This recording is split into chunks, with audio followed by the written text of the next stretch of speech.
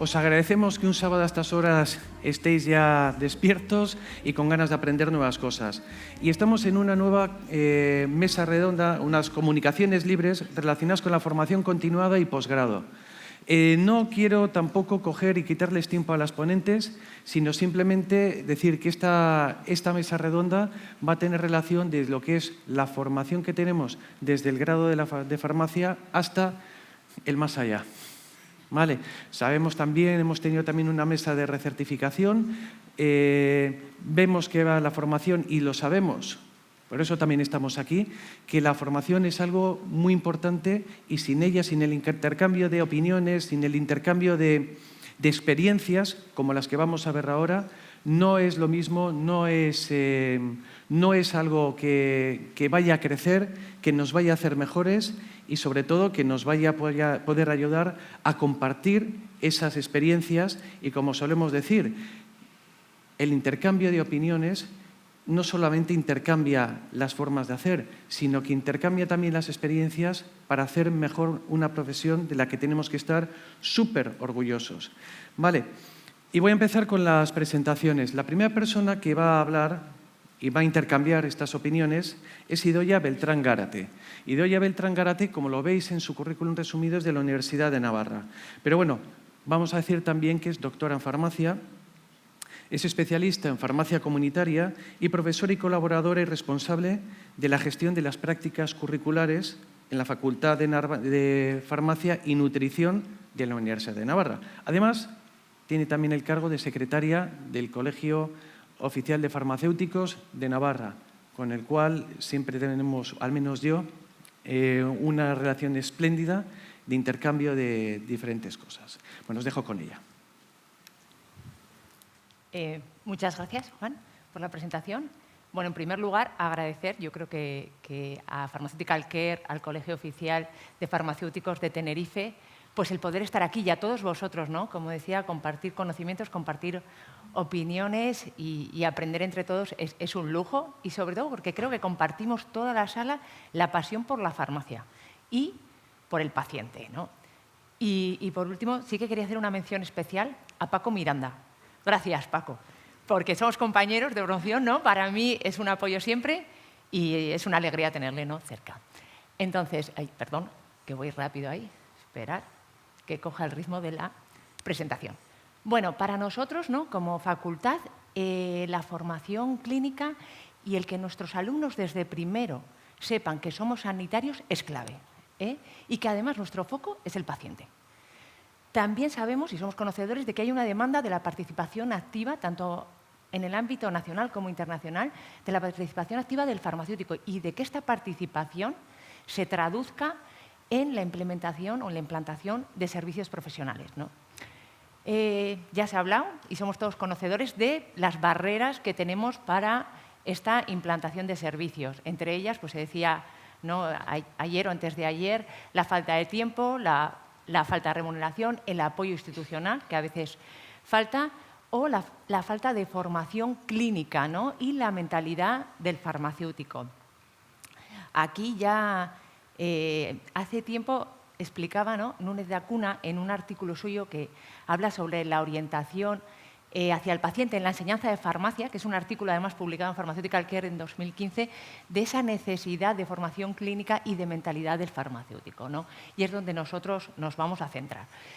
Ha habido claramente a lo largo de los últimos años un viraje de la formación académica, ¿no?, y una orientación y actitud hacia el paciente, ¿no? Y así se han llevado cambios en el currículum que permiten una orientación temprana, empezar antes, ¿no?, con esta actitud y esta formación. Seguro que para muchos todavía necesitaríamos más cambios en el currículum, pero ha habido, ¿no?, y así tenemos 3 módulos, que el primero, por ejemplo, ¿no?, nuestra facultad, Medicina y Farmacología, cuenta con 3 fisiopatologías, con 3 farmacologías. El segundo, Farmacia Social y Legislación, cuenta con una asignatura, que luego nos centraremos en primero, que es Medicamentos y Práctica Sanitaria, Atención Farmacéutica.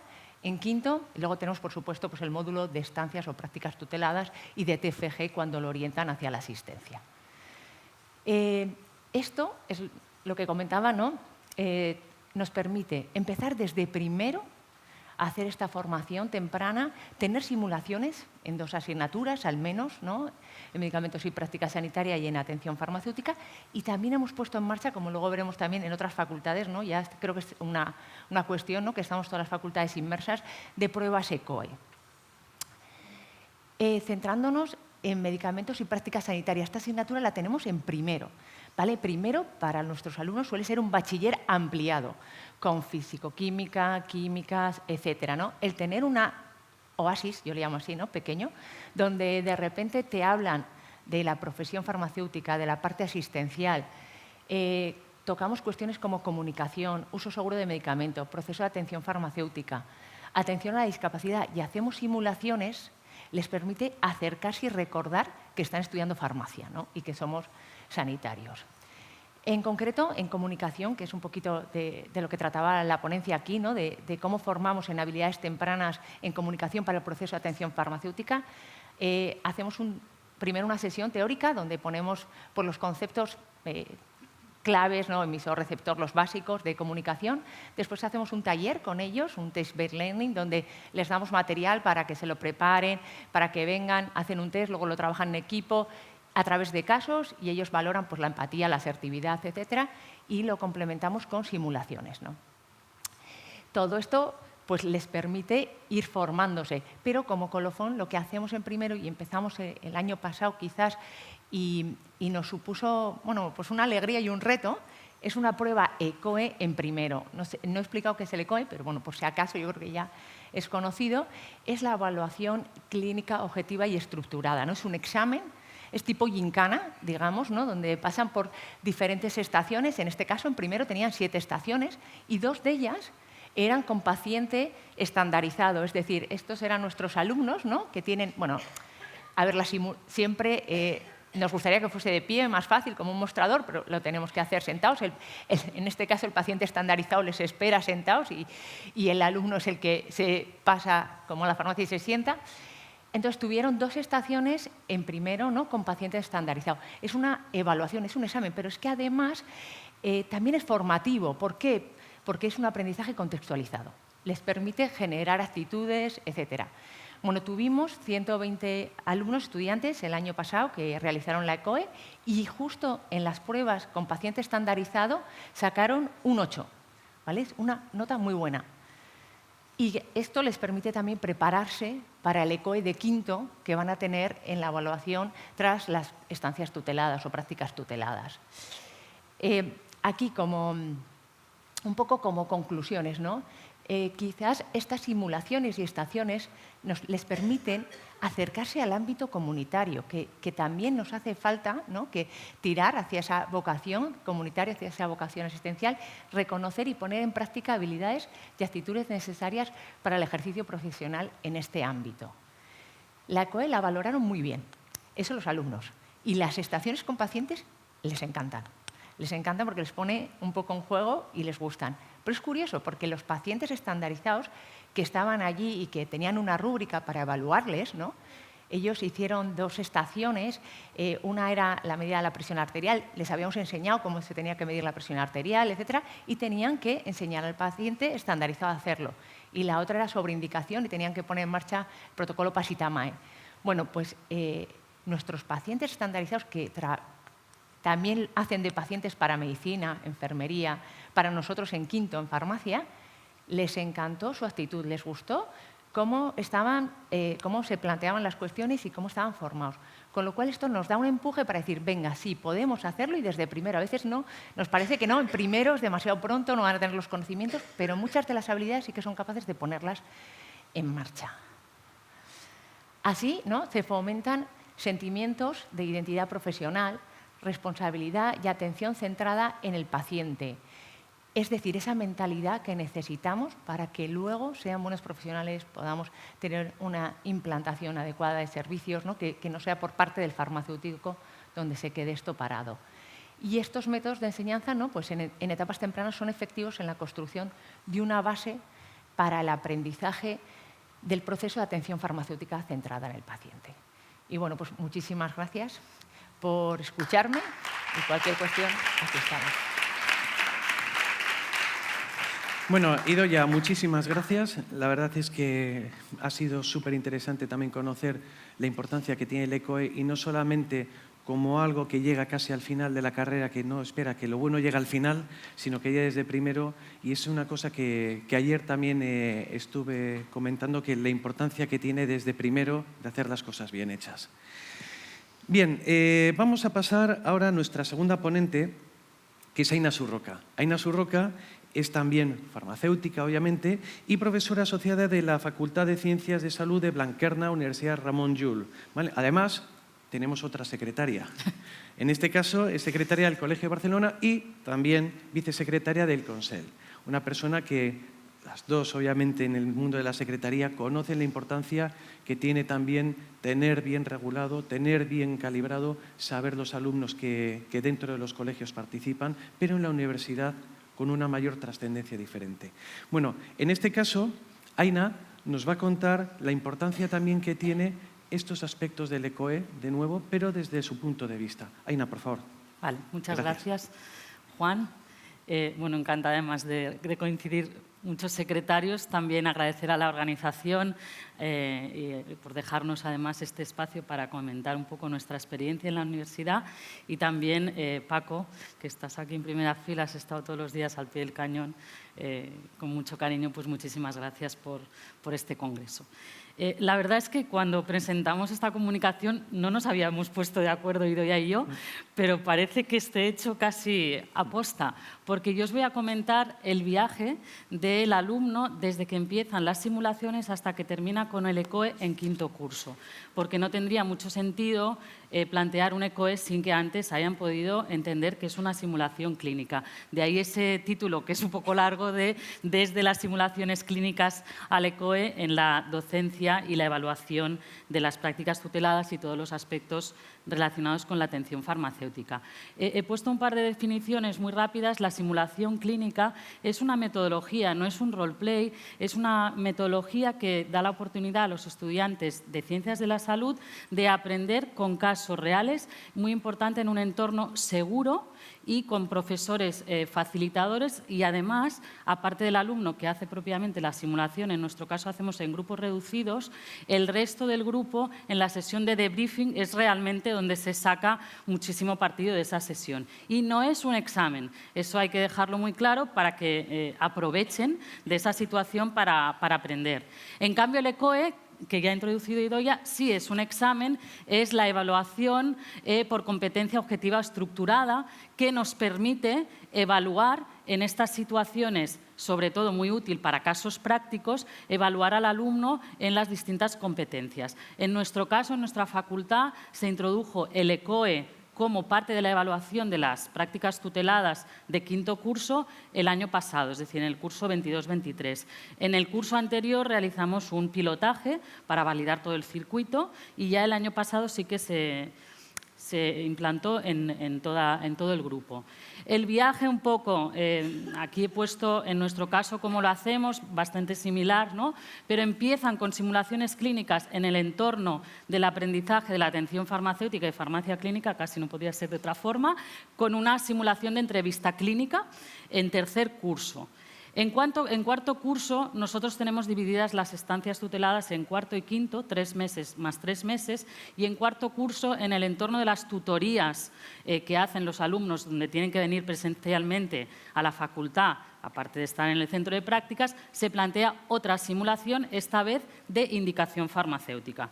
Y por último, en las prácticas tuteladas 2, en quinto, ya sí que ponemos el examen, pero ya les hemos preparado, ya saben lo que es una simulación, las han practicado y además están en los centros de prácticas tuteladas aprendiendo también en un entorno seguro. Así que en este caso ya desde que está implantado una parte de la nota de las estancias tuteladas 2 ya corresponde al ECOE. ¿Vale? En nuestro caso os comparto un poco de qué manera es esta evaluación. Hay una parte del portfolio de casos prácticos, memorias reflexivas de su día a día en las prácticas, las notas de los tutores académicos en nuestro caso y los tutores clínicos del centro y la parte de la nota ECOE, que como veréis, pues bueno, funciona de una forma como dice el nombre, de manera estructurada y mucho más objetiva. Yo intento ser muy objetiva cuando evalúo, pero es mucho más objetiva la prueba COE. Entonces, bueno, aquí os cuento un poquito cómo fue la estructura de nuestras pruebas ECOE. Es una logística un poco complicada, por eso es importante validarla previamente. En nuestro caso utilizamos 3 estaciones, 2 estáticas, quiere decir que el alumno interactúa con una situación concreta, búsqueda bibliográfica, y otra estación donde son evaluados sobre aspectos de dispensación, custodia, almacenaje de medicamentos, etcétera, y la estación clínica, que constaba de 3 subestaciones, es decir, había 3 casos prácticos, que además por el número de alumnos triplicamos, es decir, había 3 pacientes simulados realizando la misma situación y el alumno iba interactuando. Por motivos de tiempo no puedo detallar, pero va todo cronometrado y muy estandarizado para que sea prácticamente tendría que ser igual para cada alumno que interactúa con el paciente. Os podéis imaginar, bueno, perdón, no he contado, en las subestaciones clínicas una es de indicación farmacéutica, la otra es una dispensación con también comprobación de dosis, en este caso una forma oral pediátrica, que habíamos comentado alguna vez con Idoia, ¿no? El tema de cálculos de dosis, pues también se introduce en el ECOE, comprobación, y luego una consulta sobre un parámetro, una medida de tensión arterial, que se consulta al farmacéutico y debe resolver. Esta fue la estructura que usamos en el ECOE del año pasado. Vaya. Aspectos muy importantes pues, son la organización, la logística, los profesores que tenemos que ir acompañando al grupo, tiene que haber una persona que coordine y, muy importante, los pacientes simulados, que hay que entrenarlos muy bien y, además, en este caso, ellos mismos rellenan la rúbrica que está, pues, obviamente, preparada. Y como ya están entrenados, pues son bastante ágiles, la verdad.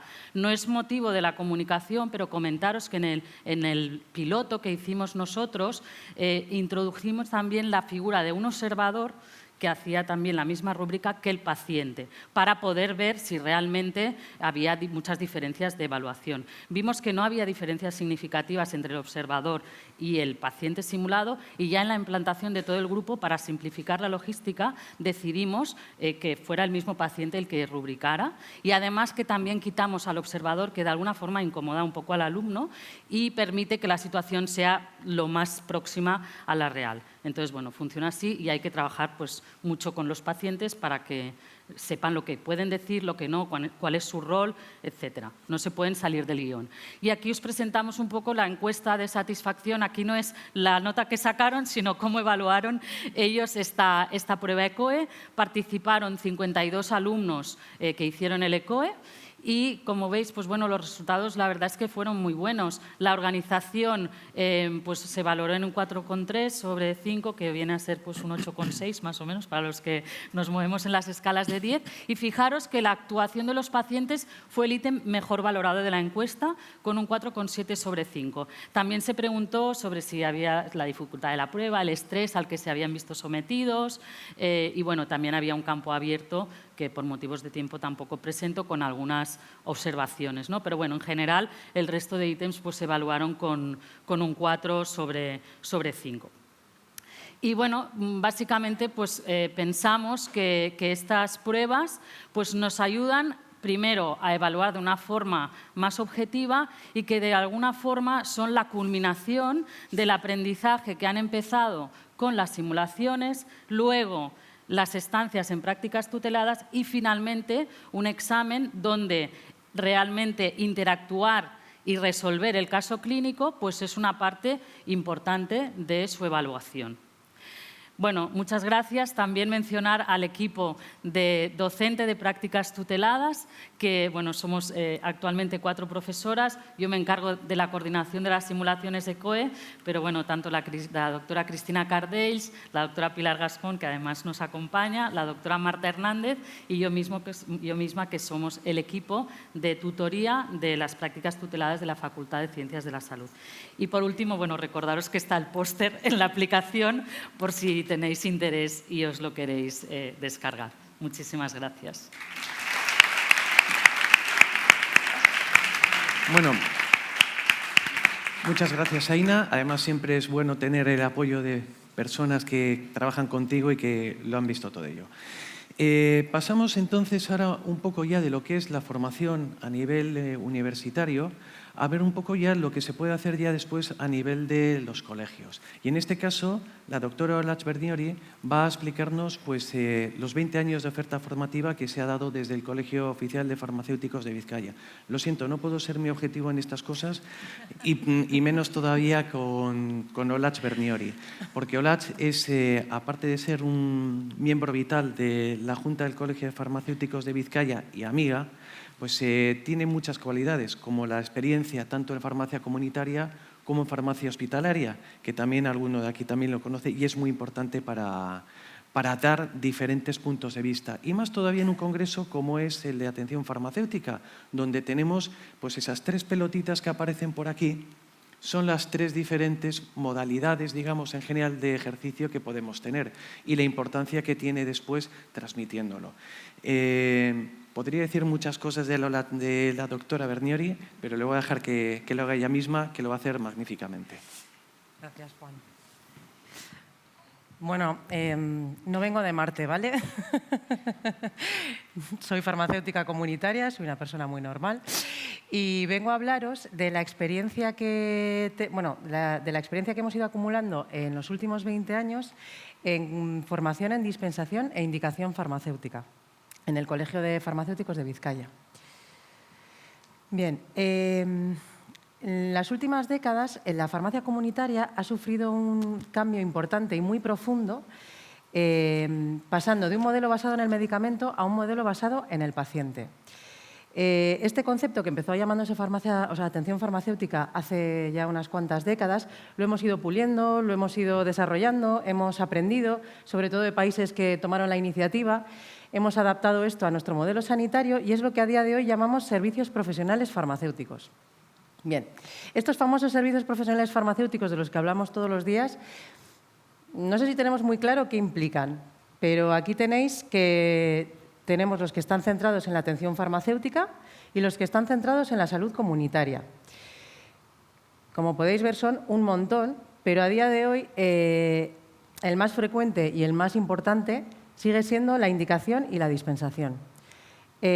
Aún así, veis que tenemos el seguimiento farmacoterapéutico, la conciliación de la medicación, es decir, garantizar que los tratamientos crónicos se mantienen en todas las transiciones asistenciales, la adherencia, que es la asignatura pendiente de todos los profesionales sanitarios, porque a día de hoy solo un 30-40% de los pacientes son adherentes a los tratamientos crónicos, revisión de botiquines, de lo cual os hablé ayer, formulación magistral, revisión del uso de medicamentos y farmacovigilancia. Enfocado a la salud comunitaria tendríamos la promoción de la salud, información sanitaria, educación sanitaria a los pacientes, prevención de enfermedades como son los cribados, asesoramiento nutricional, intercambio de jeringuillas, programa de metadona y cesación tabáquica. ¿Qué hemos conseguido con estos servicios profesionales farmacéuticos? Pues la integración cada vez mayor de la farmacia comunitaria en el sistema sanitario. Hemos conseguido que sea una farmacia mucho más social, mejorando la salud de las personas de nuestro entorno, de la comunidad. Y en este sentido, quiero hacer mi pequeña contribución personal a este congreso. Yo cuando voy a trabajar todos los días, yo no voy a una oficina de farmacia. Yo ni soy oficinista ni me considero administrativo. Yo voy a mi farmacia a hacer una labor asistencial, a hacer una labor comunitaria. Y yo creo que en ese sentido, este cambio de paradigma que estamos viviendo empieza por cambiar el lenguaje que empleamos todos los días. Porque si no empezamos a cambiar el lenguaje y a cambiar la manera de pensar, no vamos a conseguir que esto se convierta en una realidad y que cristalice, porque tenemos que empezar por creérnoslo nosotros. ¿Qué implica este cambio de paradigma? Bueno, pues que tenemos que desarrollar guías, protocolos de actuación, tenemos que formar a nuestros profesionales para que puedan desarrollar su profesión con unas garantías y, sobre todo, hacer un trabajo serio en el mostrador. Y en este sentido juega un papel súper importante los colegios de farmacéuticos, que yo creo que todos tienen recogidos en sus estatutos que una de sus funciones principales es formar a sus colegiados. Bueno, nos planteamos el objetivo, hace muchos años ya, de capacitar en indicación y dispensación farmacéutica y lo que hicimos fue impartir cursos y talleres de casos clínicos. Hicimos un estudio observacional descriptivo retrospectivo en el que analizamos todos los talleres y cursos impartidos desde el año 2004 hasta el año 2023. A lo largo de estos 20 años se han realizado 66 talleres a los que han asistido 4.932 profesionales. Ha habido una media de 75 personas por curso, que yo creo que es un éxito. Yo creo que la coordinadora de la Comisión de Formación, que está aquí presente, puede estar muy orgullosa.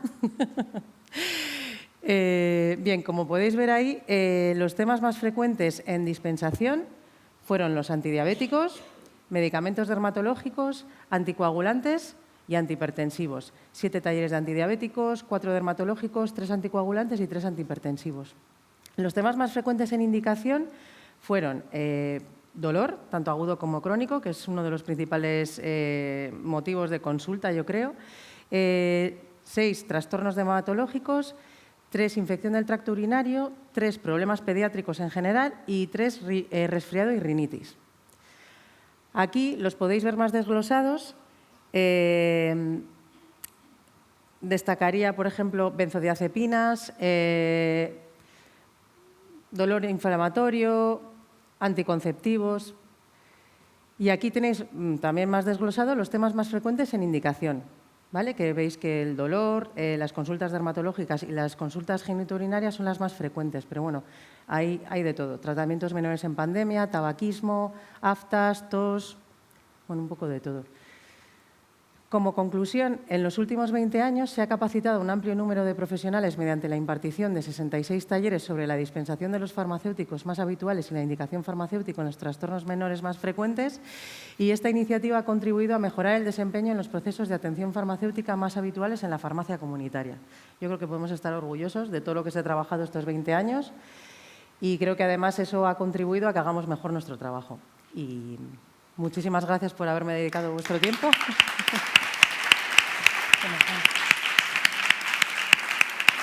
Bueno, la patrona de la Fundación y vocal de Farmacia Comunitaria nos ha explicado de forma rápida, concisa, pero en detalle, con resultados, la importancia que tiene esa formación continuada que tenemos que seguir día a día mejorando y ampliando. Bueno, vamos a pasar ahora también a la siguiente ponente, que es Tamara Peiró, que nos va a hablar de Mi Farmacia Asistencial. Bueno, Tamara es ampliamente conocida también por todos nosotros, porque como el otro día le dije, casi pues le hemos visto desde hace 6 años pues ir creciendo también en los aspectos asistenciales día a día y mostrándonos cada vez pues, más herramientas, más imparticiones y muchas cosas. Tamara, también como farmacéutica que es actualmente la coordinadora del Departamento de Nodofarma Asistencial en el Consejo General de Farmacéuticos y también de la Red de Formadores Colegiales. Una labor fundamental y muy importante también que se da en la ayuda también para hacer una mejor formación también dentro de los colegios y en estos aspectos asistenciales tan importantes. Tiene también una amplia experiencia en proyectos de implantación de servicios profesionales farmacéuticos asistenciales y, sobre todo, ahora estamos trabajando en los temas de adherencia terapéutica, que tenemos también un tema que puede ser muy importante y que nos va a dar seguramente grandes alegrías. También tiene una experiencia en el aspecto de la conciliación. Tamara, todo para ti. Aquí tienes. Muchas gracias, Juan, por la presentación. Muchas gracias a todos los que estáis aquí.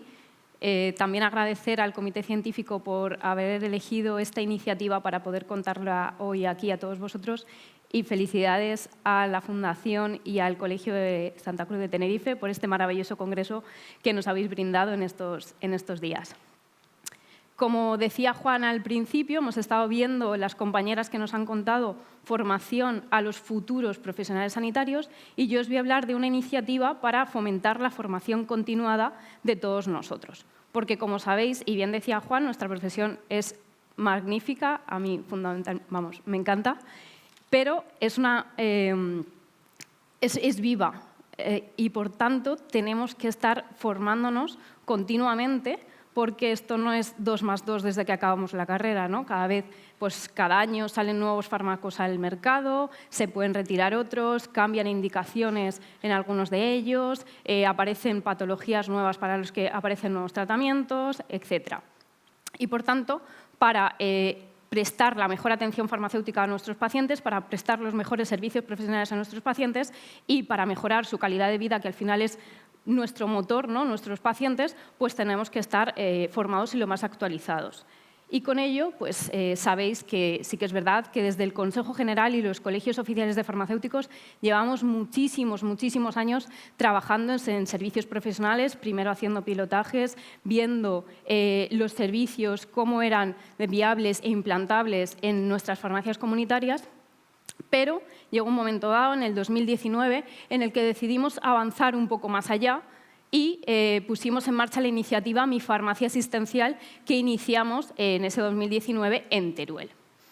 ¿Y qué es Mi Farmacia Asistencial? Bueno, pues seguro que la gran mayoría o todos estuvisteis aquí el jueves cuando nuestra secretaria general contó un poco qué es Mi Farmacia Asistencial y qué es Nueva Farmacia Asistencial, pero bueno, yo lo voy a contar un poquito más también. Es esa herramienta de transformación digital de la farmacia que nos ayuda en la mejora del conocimiento y los resultados de los tratamientos de nuestros pacientes a través de la aplicación real en el día a día, ya no basándonos en proyectos de investigación, sino a través del día a día, de la prestación de servicios profesionales farmacéuticos asistenciales, como no podía ser de otra manera, siguiendo las definiciones y los procedimientos que realiza Foro de Atención Farmacéutica en Farmacia Comunitaria.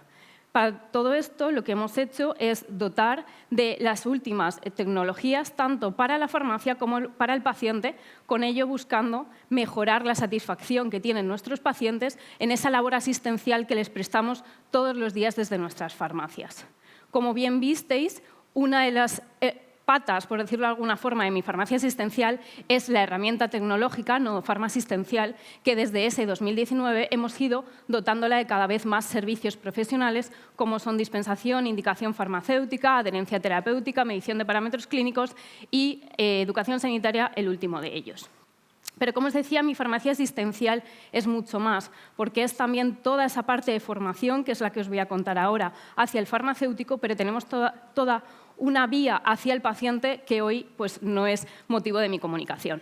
Entonces, como os decía, ¿qué pensamos, ¿no? Para esa formación continuada del farmacéutico a través de Mi Farmacia Asistencial? Bueno, pues dentro de la red de formadores colegiales que sabéis que tenemos, y como os ha dicho Juan en mi presentación, también venimos trabajando con ellos desde el inicio de todos estos servicios profesionales, porque creemos que es fundamental, ¿no? Esta figura que son los formadores colegiales, esos motivadores, esos facilitadores de la implantación de estos servicios en las farmacias.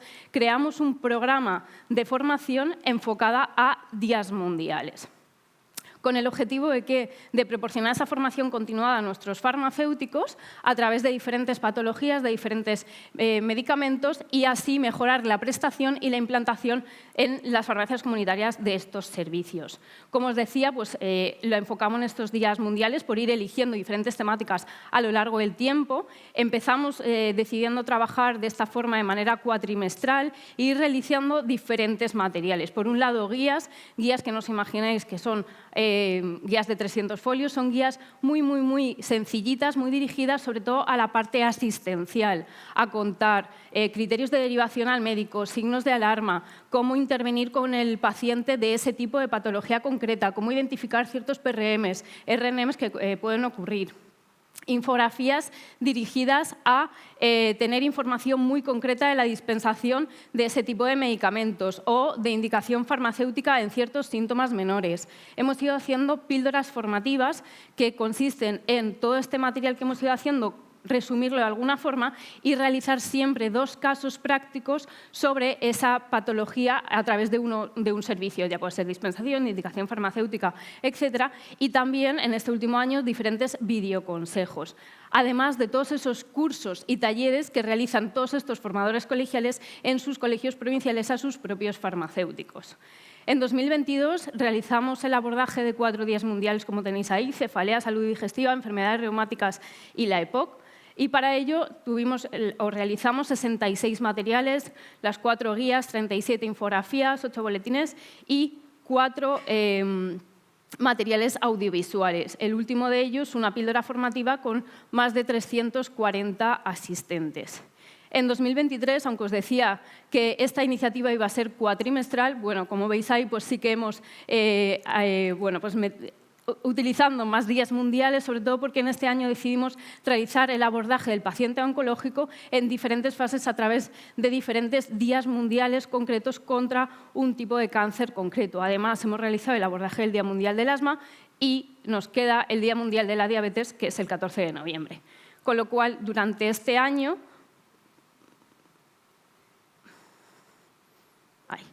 hemos hecho 32 materiales, nos quedan todos los de la diabetes que no he metido aquí, por supuesto, porque no ha llegado todavía el momento. Y sí que veis la diferencia que hemos ido a hacer más material audiovisual porque es lo que nos han demandado los propios farmacéuticos. Hacerles más material, más píldoras formativas y más pues esos vídeos que han tenido más de 1.200 visualizaciones hasta el momento y las píldoras formativas que han tenido más de 740 asistentes. Pero lo importante es ver y saber qué opinan los farmacéuticos y si de verdad esto les está sirviendo para esa formación continuada. Les hemos hecho una encuesta a todos ellos y nos han dicho que efectivamente sí que les ha servido para formarse en las enfermedades, para aprender más cómo aplicar farmacoasistencial con los pacientes. Como veis en esta otra diapositiva, la gran mayoría o todos han opinado que todos estos materiales les resultan muy útiles para su día a día en la farmacia y lo más importante, que opinan que sí que les ha servido para sentirse más formados a la hora de prestar esa mejor atención a los pacientes. Con ello, pues quería concluir diciendo que toda esta iniciativa, enfocada a ese abordaje a través de estos días mundiales, sí que nos ha servido para realizar esa formación continuada a los más de 2.100 farmacéuticos que hay adheridos a esta iniciativa y además lo hemos ido viendo en sus registros diarios que van realizando, porque en los meses en los que estamos realizando estas formaciones enfocadas a estos días mundiales han ido creciendo entre un 20 y un 30% los registros que realizan. Pero no quería concluir con una reflexión mía, sino que quería concluir con lo que realmente opinan ellos. Y entonces os he traído diferentes frases que nos han dicho en esta encuesta, como podéis ver ahí, y que yo la verdad que me quedo con la primera que me encantó al leerla, que dice que todo lo que ayuda a que los farmacéuticos sigamos actualizándonos va a servir para que demos un mejor servicio a nuestros pacientes. Por lo que creo realmente que sí que esta iniciativa nos está sirviendo, ¿no?, para facilitar esta formación a los farmacéuticos y para mejorar esa asistencia sanitaria que damos a los pacientes. Y desde aquí muchísimas gracias a todos los formadores colegiales que estáis aquí, que os he ido viendo a muchos de ellos, por trabajar en fomentar estos servicios profesionales con nuestros farmacéuticos y a todos los que estáis trabajando con nosotros en el día a día. Y si alguno no conocía esta iniciativa, os dejo el canal que hemos abierto de Mi Farmacia Asistencial en YouTube para que lo sigáis, para que descubráis cada vez más en qué consiste esta iniciativa y podáis ver todas las píldoras formativas que vamos realizando. Muchas gracias. Bueno, magnífico, Tamara, muy bien.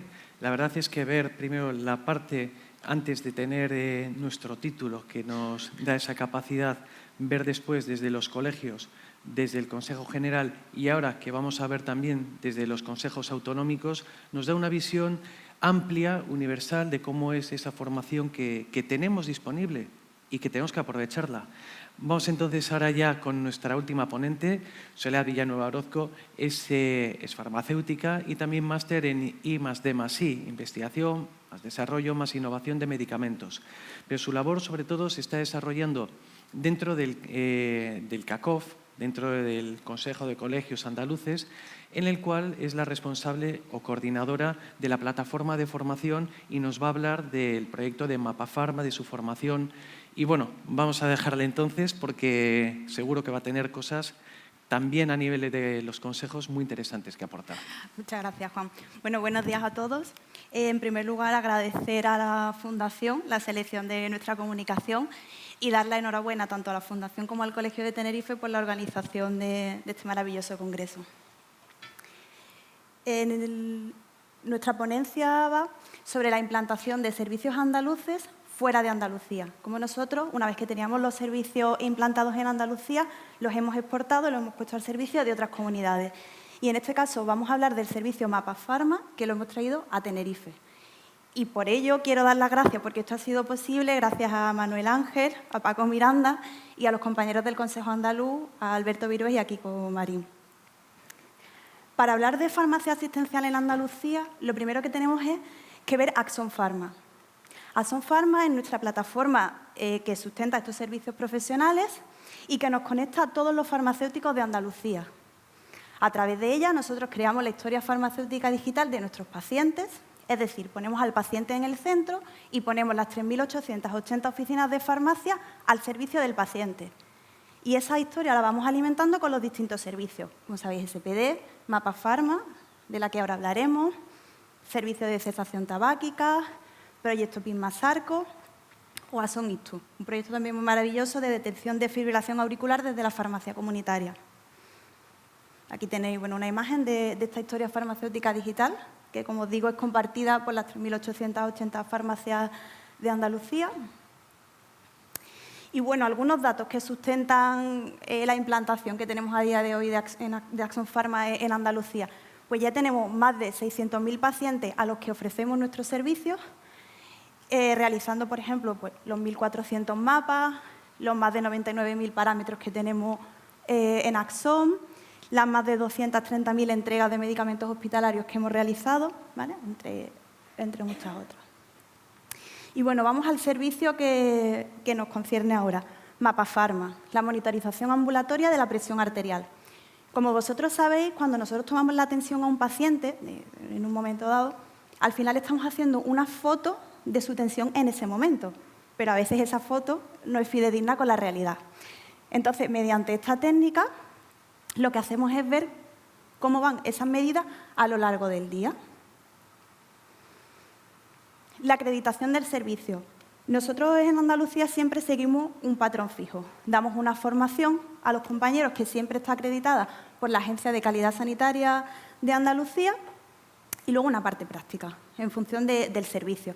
Concretamente, la acreditación de Mapa Pharma, como es un servicio complejo, es una acreditación un poquito más compleja. Primero tenemos una formación online que se realiza a través de nuestra plataforma de formación, una formación presencial en cada una de las sedes de los 8 colegios andaluces para ver todos los aspectos prácticos del servicio y coger soltura con el manejo de los dispositivos. Después, cada compañero tiene que realizar 5 casos prácticos reales en su farmacia y para ello el colegio, cada uno de los colegios, pone a disposición de los compañeros el holter. Y por último, cuando todos han terminado, se hace una sesión clínica donde se exponen los casos y se resuelven dudas. En Andalucía tenemos ahora mismo más de 300 farmacéuticos acreditados y registrados en Axon Pharma 1.400.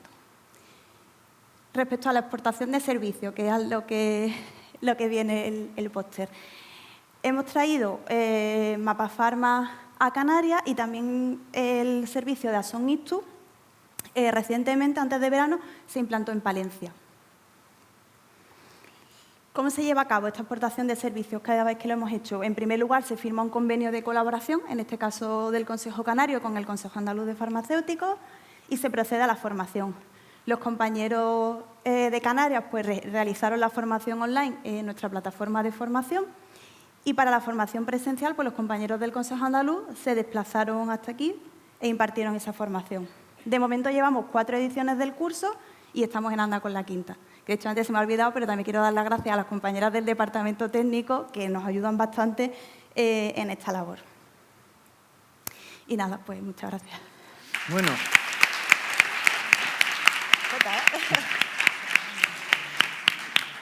Tengo que dar la enhorabuena a nuestras 5 ponentes porque, se han ajustado los tiempos exponiéndolo de una forma magnífica, cada una de ellas sus diferentes aportaciones y la verdad, nos ha dado la posibilidad de tener ahora un rato amplio para preguntar y hacer diferentes enriquecimientos de sus propias exposiciones, porque estoy seguro que a más de uno le habrá surgido alguna duda que quieren preguntársela y ahora mismo es el momento perfecto para poder hacerlo.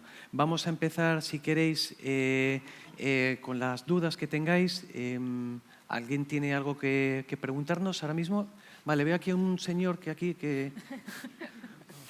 un rubito, Mr. Larraona, doctor Miranda, profesor de Miranda. Hola, buenos días.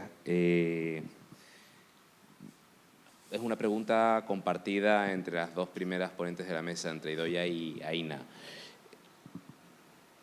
O sea, me encanta ver cómo evoluciona la docencia hacia lo práctico, llevarla a la tierra, ¿no? A lo que realmente los profesionales van a hacer y generar conciencia desde los primeros cursos de la carrera de para qué están ahí, ¿no? No solo el conocimiento técnico, sino la aplicabilidad en cómo lo van a poder poner en favor de la sociedad a la que van a servir, ¿no?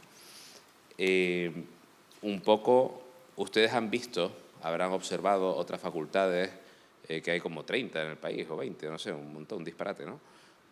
Facultades de farmacia, o más dicen, ¿no? Pues muchísimas más facultades de farmacia. ¿Cómo está esto de extendido o cómo es la senda que se está recorriendo en otras facultades? Y después, a ustedes dos, que las conozco personalmente, ustedes han trabajado en farmacia, tienen farmacia, es decir, están en la realidad de lo que es necesario, ¿no? En otras facultades, cuando ustedes se reúnen con otros compañeros, ¿cómo es eso? ¿Son más permeables las facultades de farmacia a día de hoy para incorporar esta práctica docente? ¿Son más permeables a la participación de farmacéuticas como ustedes o de farmacéuticos comunitarios? En esto, gracias. Y siento haber sido largo la pregunta. Además, también hay una cosa también añadida de Paco, yo creo, complementando también su pregunta, porque alguna le hemos hablado, ¿es también la universidad privada impulsora o tractora para los cambios que puedan darse más complicados a veces en la universidad pública? ¿Podría ser? No sé, si quieres empezar tú, Idoia. Sí, pues, a ver, teníamos ayer, ¿no?, a la representante, ¿no?, de la conferencia de decanos, que quizás, ¿no?, estas cuestiones más de cómo se están haciendo las cosas, ¿no?, nos podría ayudar. Pero sí que ya hemos visto, y eso sí que tengo clara conciencia, de que todas las facultades han evolucionado.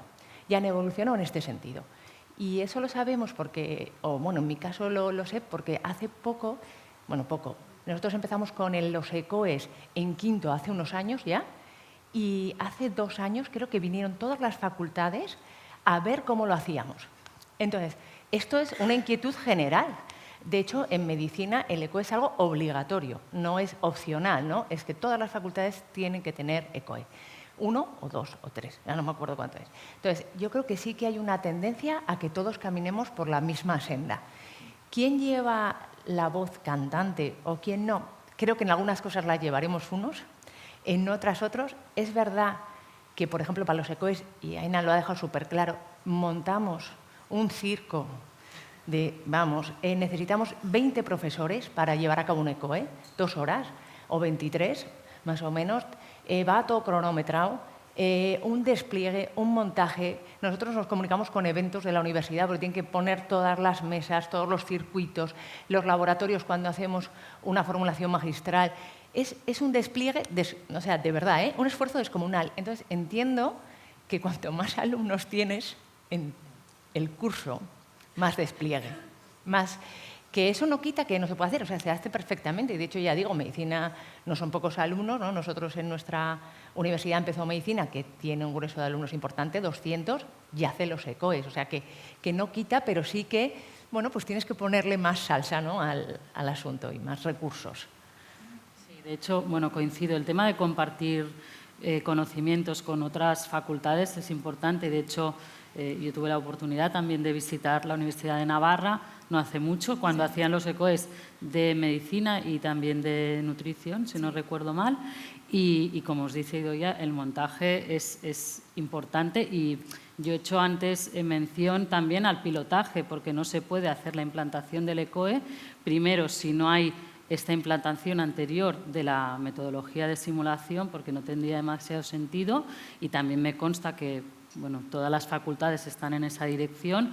Hubo también una reunión el año pasado, yo perdonadme porque con las fechas ahora vivo tan rápido, que en el Consejo precisamente, donde se hizo una exposición, estaba enmarcado dentro de una reunión sobre prácticas tuteladas y se explicaron experiencias. Participó también Pharmaceutical Care, si no recuerdo mal, y el decanos, estuvo varias representantes de las facultades y dieron mucha información información sobre cómo se implantaba esto, ¿no? Y entonces estoy de acuerdo que a nivel de número de alumnos, pues en función de los alumnos que tienes, logísticamente es más o menos difícil, y el tema de la simulación, que es muy importante introducirlo. Y la otra parte de la pregunta que comentaba Paco, de la participación de farmacéuticos comunitarios o farmacéuticos hospitalarios, sobre todo a nivel de tutorización académica, vamos a decir, de los alumnos de prácticas tuteladas, sí que normalmente se buscan perfiles.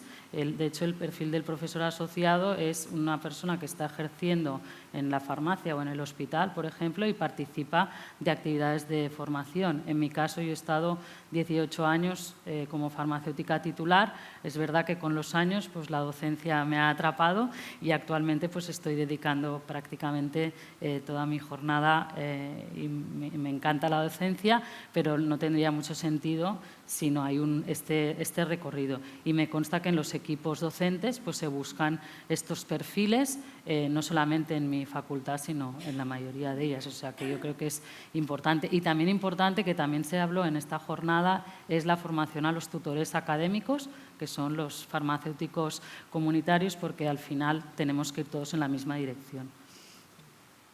Aunando, perdone, por aclarar lo que decía Aina, nosotros tenemos como reto incorporar a nuestros ECOES desde el diseño a los tutores. Y ese es un reto que pensamos afrontar ahora, poco a poco, porque sí que nosotros, bueno, pues en la facultad pones un caso y es verdad que tenemos, bueno, pues un pensamiento quizás más docente o para la evaluación, pero necesitamos de la profesión para saber que aquello está validado, que es real, que corresponde con una realidad que se van a encontrar. Entonces, sí, desde luego para nosotros es un reto por afrontar, con ilusión además. Bien, muy interesante. También habéis dado pie a ir preparando una nueva pregunta que puede relacionar también sobre la importancia de los tutores, que puede tener después en la importancia de dar un empuje también al propio alumno. Guillermo Garía. ¿Puedo Perdón, intervenir? es que y le paso luego el micrófono a Guillermo. No le había Yo visto. soy Joaquín Brown, vengo de Barcelona y quería aprovechar esta mesa, que os felicito porque ha sido muy interesante, sobre formación continuada, para hacer una pequeña reflexión. No me voy a pasar de los 30 segundos. El otro día Juan del Arco decía que teníamos que cambiar la terminología al dirigirnos a los pacientes y hablar más de personas, de humanización de la atención. Me pareció muy bien. Y hoy Olaz ha dicho que cuando ella va a su oficina de farmacia, no es su oficina de farmacia, sino que va a su farmacia comunitaria. Hace tiempo que estamos reflexionando sobre qué son síntomas menores. Tenemos costumbre de dirigirnos siempre a lo que entendemos que son síntomas menores, pero yo creo que eso también lo debiéramos de pulir un poquito. El otro día la FIP decía que teníamos que hablar de dolencias comunes, porque cuando hablamos de síntomas menores también tenemos que pensar que la persona que lo sufre probablemente para él no es un síntoma menor. Entonces yo quería dejar esta reflexión porque creo que los farmacéuticos debemos de avanzar en este sentido. Era mi contribución. Gracias. Mientras le pasamos a Guillermo, la verdad es que el tema de la terminología, lo sabemos muy bien también desde Foro, ha dado para muchos debates y cada una de las palabras, la indicación, dispensación, recomendación, la reacción adversa, o sea, ha sido un debate muy interesante y muy amplio poner la palabra justa siempre para lo que es. Guillermo. Muchísimas gracias a todos. Suscribo absolutamente lo que ha dicho Joaquín, que me parece muy acertado. Os felicito a todas por la exposición, que ha sido muy chula y aparte como de pequeños bits de diferentes ámbitos, ¿no? Así que todas pues ha sido muy enriquecedor. Pero quería dirigirle una pregunta a Soledad, que me parece la propuesta de compartir y centrifugar los esfuerzos que una comunidad autónoma hace en el desarrollo de servicios profesionales y su registro, me parece súper acertado y es una forma muy transversal, ¿no?, de hacer que todos avancemos. Pero se me abre la pregunta, Soledad, de cómo ejecutar la formación está claro, la capacitación está claro, pero el registro, la extracción, el acceso a los datos, con una plataforma que está diseñada, ideada en Andalucía para que pueda ser utilizada aquí en Tenerife o para que pueda ser utilizada en Palencia. Me parece súper chulo, como te digo, pero se me dibujan ciertas dificultades que me gustaría que, si puedes, nos pudieras explicar brevemente. Gracias.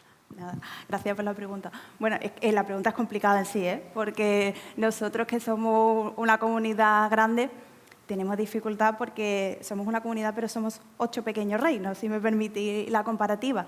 Entonces, cada uno es de su padre y de su madre. Exportar eso fuera pues tiene su dificultad. Por ejemplo, en el caso de Palencia, que ellos acceden a Axon Pharma y registran los datos del proyecto Axon Ictus, se hizo una pequeña modificación adaptándolo a sus necesidades. Pero aún así, la pregunta que lanzas yo creo que, más que para mí, quizás es para todos, porque es una pregunta de reflexión. Sí, es interesante. Es complicada, es complicada. Bien, Ernesto Cervilla, el micrófono es tuyo. Ernesto Cervilla, soy farmacéutico comunitario un poquito por alusiones, ¿vale? El tema de llevar servicios fuera de lo que en principio está diseñado dentro de una comunidad es un tema de generosidad y además lo tenemos muy claro. Lo más fácil para implantar un servicio no es crearlo, si ya existe uno es copiarlo. Entonces, al final bueno, pues tener generosidad. Si es cierto, como dice Soles, que para el tema de Palencia hubo que hacer unas modificaciones de desarrollo, pero bueno, tampoco eran gran cosa y yo creo que sí, que es bueno, ¿no? Seguir exportando, que los compañeros vean todas las posibilidades que tienen ciertos servicios y si ya existen, ¿por qué no compartir con ellos?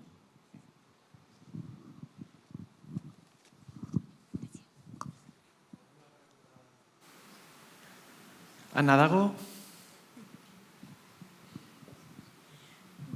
Al hilo de esto, solo quería hacer una puntualización, una reflexión. Esto está relacionado con la primera mesa del jueves, ¿no? El tema de las plataformas y el terminar de, por favor, confluir de algún modo, que habíamos comentado, ¿no? Compartir la información. Si no compartimos la información, si no somos capaces de agrupar más que compartir la información, no vamos a tener el valor que podemos tener como profesión. Entonces, yo creo que a lo largo de estos días ha quedado claro que esa voluntad la tenemos todos y que vamos a trabajar por ello. Gracias a todos, ¿vale? ¿Alguna pregunta más? Bueno, pues tenía yo algunas cosillas apuntadas para haceros, pero no las vamos a hacer. Como decía Julián Lago, no las vamos a hacer en este congreso, será en el siguiente igual. Vale, por lo que muchas gracias a todos.